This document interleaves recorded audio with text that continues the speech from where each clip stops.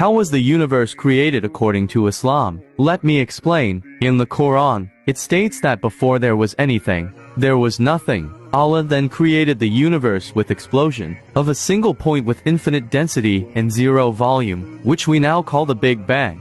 After the explosion, there were gas clouds everywhere. Allah then told the clouds to come together, willingly or unwillingly, and they said that they will come together in willing obedience.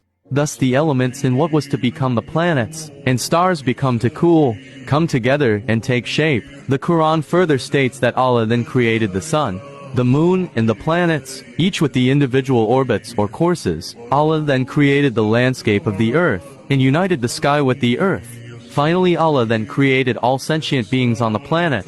All of this is said to have taken 6 eons or eons.